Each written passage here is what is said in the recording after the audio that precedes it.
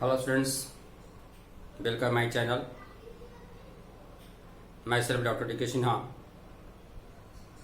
और आज का मेरा टॉपिक है सेक्स डिटर्मिनेशन। इसके पिछले वीडियो में सेक्स डिटर्मिनेशन का दो मेथड्स क्रोमोसोमल थ्योरी और जेनिक बैलेंस थ्योरी के बारे में पढ़ चुके थे। Chromosomal theory was given by Wilson and Stevens. According to chromosomal theory, heterogamety or heterogametic organism is responsible for the determination of the sex. That is of different types: XXXY type, XXXO type, ZZZW type. Okay, and genic balance theory was given by C.V. Bridge. According to this theory, the number of X chromosome and set of autosomal chromosome is responsible for the determination of sex. It means sex is determined by ratio of X chromosome and set of autosomal chromosome, जो कि हम लोग पिछले video में पढ़ चुके हैं। Okay, आज हम देखेंगे sex methods in which third method is environmental regulation. In many organisms, in many animals, sex is also determined by environments. No any role of internal structures or chromosomes. Environmental regulation is mainly responsible for occurs in lower organism, have an important significant role in lower organism, as for example Bonellia, Crapidula, okay, and Ophiutocha. These are the lower organism. Bonellia is also called marine worm. In marine worm, all larvae are similar, but clear differentiation in adult male and female. Clear differentiation, larva सब एक जैसा होता है, लेकिन जब उस larva से adult का डेवलपमेंट होता है वह डिफर हो जाता है। Some are male and some are females. Okay, in Bonellia generally females are large and free living, while males are small and parasite on female. Males are not free living. तो larva एक जैसा है, लेकिन जैसे उससे development हुआ, adult का formation हुआ, कुछ ना कुछ डिफरेंसेज आ गया। This occurs due to atmospheric condition, due to environment, surroundings. Okay, if larva of Bonellia develops in group of females, then they converted into male. अगर फीमेल के ग्रुप्स में कुछ लार्वा डेवलप होता है तो वह मेल का फॉर्मेशन करता है। And if larva develops in isolated form alone, then they converts into female. Okay, it means if larva, suppose a larva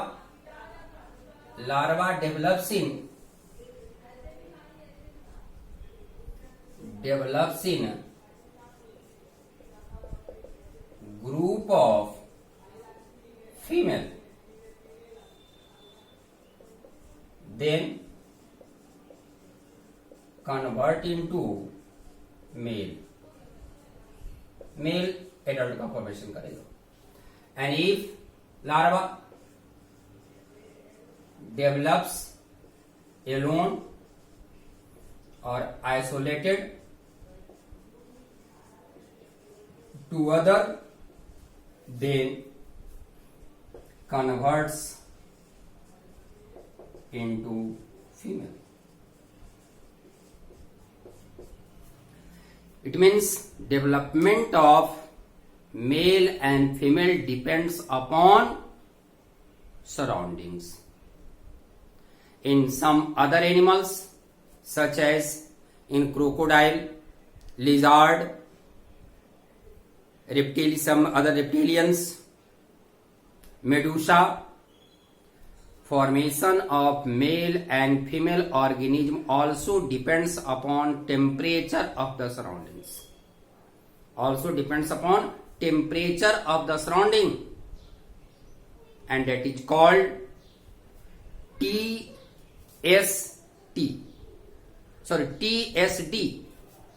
temperature dependent sex determination. Temperature dependent sex determination. Okay,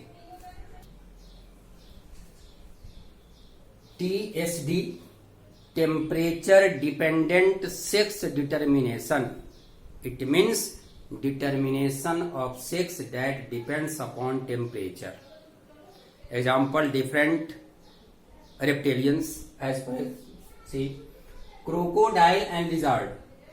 High temperature is responsible for maleness and low temperature is responsible for femaleness. अगर egg का incubation high temperature पर होता है, high temperature means 31 to 34 degree Celsius, 31 to 34 degree Celsius, that develops male progeny, and if egg is incubated below the 31 degree Celsius, then female progeny is developed. It means male and female progeny depends upon temperature on which egg is incubated. Other example, turtle, below the 28 degree Celsius develops male progeny, more than 33 degree Celsius develops female progeny. अगर 28 से कम temperature मिलता है एक को तो वह mail में convert हो जाता है, 33 से ज्यादा मिलता है तो फीमेल में कन्वर्ट हो जाता है, और अगर 28 और 33 के बीच में मिलता है तो वैसे कंडीशन में दोनों प्रोजेनी, मेल और फीमेल प्रोजेनी, दोनों तरह की प्रोजेनी का डेवलपमेंट होता है. इस तरह से बात करें मेडूसा में, if Medusa develops in cold water develops into male and in hot water develops into female. It means in different organism sex is also determined by atmospheric temperature or environment. Okay, and next method of sex determination is hormonal regulation of sex determination. Next is hormonal regulation, and in this method mainly sex hormone is responsible for the determination of sex. Example, cruise hen and free Martin in cattle. कुछ hen के condition में और कुछ cattle के condition में hormone के द्वारा sex का डिटर्मिनेशन होता है. ठीक है.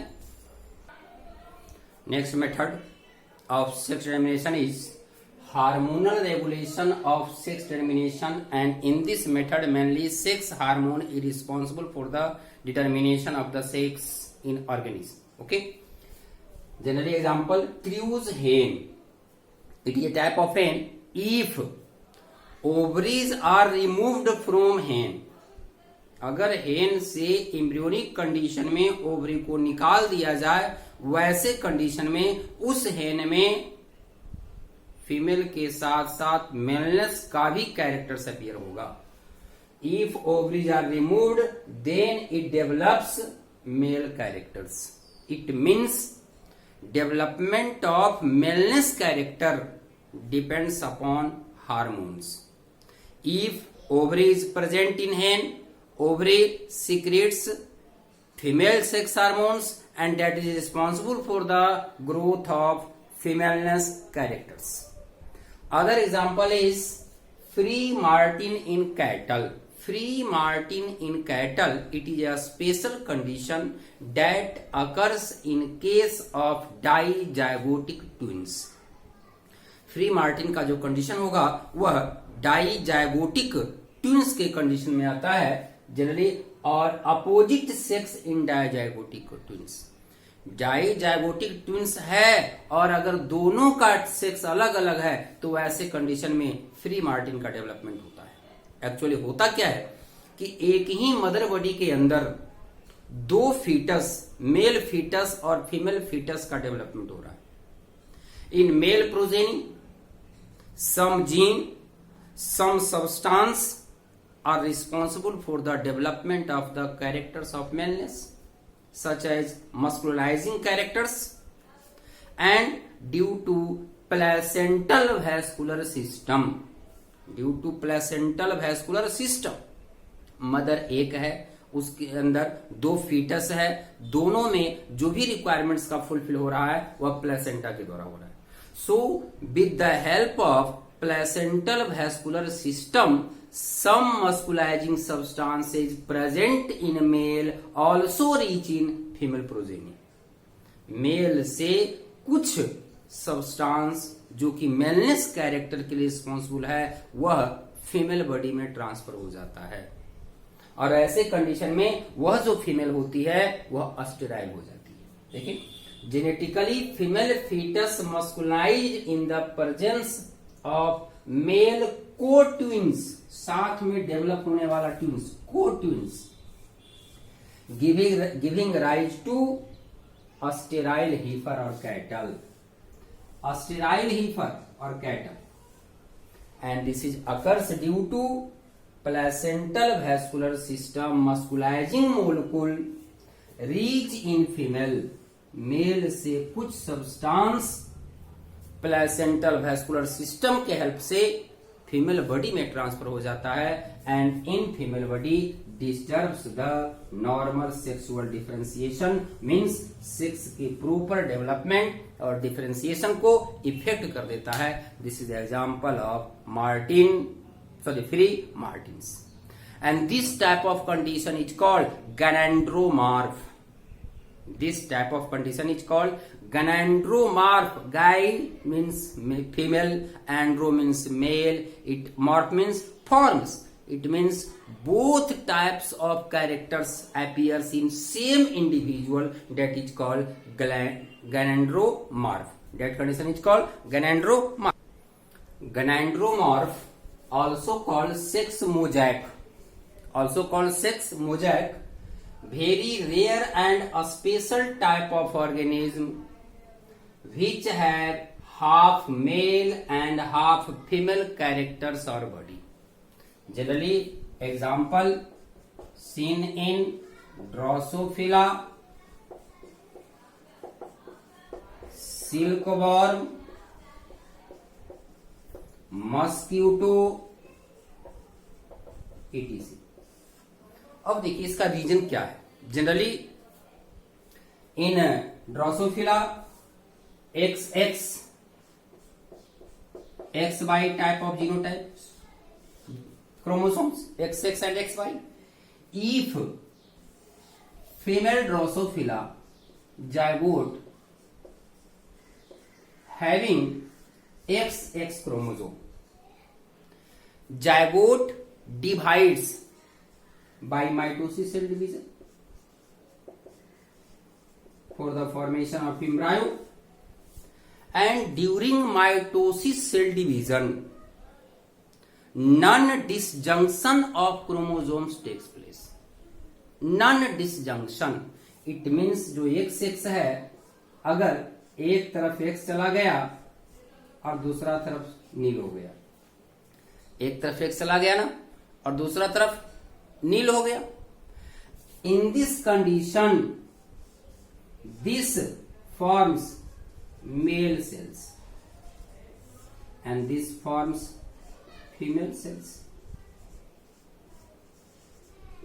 एक ही तरह का सेल था, ड्यू टू डिसजंक्शन और loss of one x chromosome, loss of one X chromosome, there are two types of cells developed in organism. Two types of cell develops in organism. In this condition, one cell acts as female cell, other acts as male cell, and from these two types of cells, male and female, both character appears in individuals.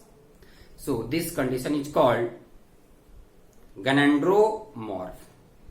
In some condition, rarely it is also seen in human, but in human it occurs due to imbalance of sex hormones.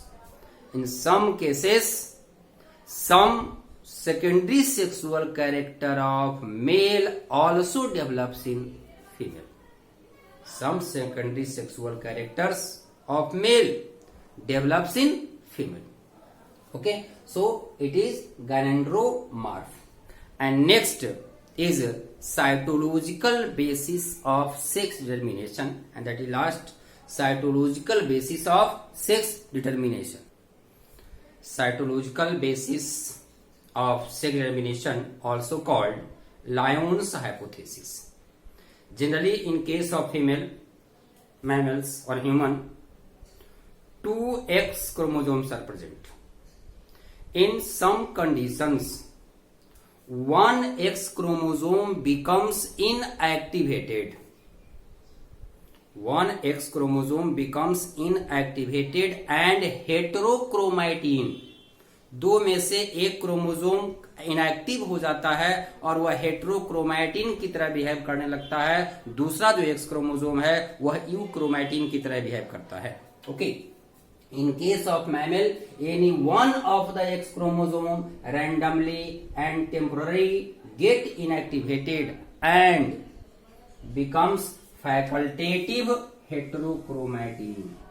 Facultative heterochromatin, it means in livings, in cell, it is inactive and again active in gamete. ये gamete में जाकर के फिर से active हो जाता है, इसलिए इसका नाम दिया गया है facultative heterochromatin. And other X chromosome is euchromatin. So तो दो एक्स क्रोमोसोम में से एक यू क्रोमैटिन की तरह बिहेव करता है और दूसरा हेटेरोक्रोमैटिन की तरह बिहेव करता है. और अगर उस सेल को अस्टेन किया जाए, कलर किया जाए, तो जो भी हेटेरोक्रोमैटिन है वह एक डार्क अस्टेन्ड बॉडी के रूप में अपीयर होता है. And that dark stained body is called Barr body. That dark stained body is called bar body. By staining, X heterochromatin appears as a dense body called bar body. Bar body seen in, can be observed in inner epithelial cells. Human के inner epithelial sales में इसको observe किया जा सकता है. इसके अलावे blood के न्यूट्रोफिल में, ब्लड के न्यूट्रोफिल सेल में भी बार बॉडी ऑब्जर्व किया जा सकता है. But Barr body only present in female. It is drum stick like structure observed in only female, not in male. Barr body can be seen in inner epithelial cells of mouth और neutrophil of blood. Barr body is like drum stick, blood of female only, not in female.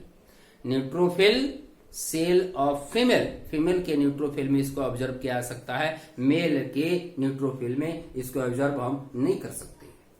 And the number of bar body is, अगर 2 x chromosome है तो 2 x chromosome में से एक inactive हो गया, एक बच गया, तो जो इनएक्टिव हुआ वही बार बॉडी का फॉर्मेशन किया. It means number of bar body is number of x chromosome -1.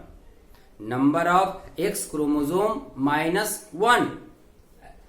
Number of bar body is equal to number of X chromosome -1. Suppose that in case of normal female, bar body का number कितना हो जाएगा?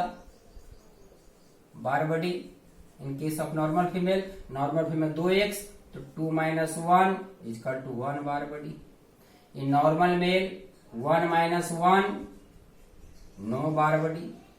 In super female 3x are present, so 3 - 1, 2 bar body present. Okay, in super male 2 - 1, 1 bar body present. Okay, अगर इसकी बात करेंगे हम 100, तो 1 - 1 no bar body. in some other conditions, in some syndromes such as Turner's syndrome, Klinefelter syndrome, the number of Barr-Body is also differ. Number of Barr-Body is also differ. Generally, this is the condition of Turner syndrome. This is the condition of Turner syndrome, and this is the condition of Klinefelter syndrome. This is Turner syndrome and this is Klinefelter syndrome. तो Turner syndrome के condition में Turners syndrome है ये 1. In case of Turner syndrome, number of chromosome is 45. एक x chromosome का number घट जाता है, वो हो गया Turner syndrome. And in Klinefelter syndrome number of chromosome is 47. एक एक्स्ट्रा क्रोमोजोम हो जाता है. तो यह है बार-बडी, ठीक है ना. तो Barr body also responsible for sex determination. कुछ साइंटिस्ट का मानना था कि बार-बडी के आधार पर ही सेक्स का डिटर्मिनेशन होता है. So this is the cytological basis of sex determination. Okay, बाकी अब हम लोग अब नेक्स्ट टॉपिक में पढ़ेंगे ह्यूमन जेनेटिक्स. इधर का टॉपिक समाप्त हो चुका है. Okay, thanks.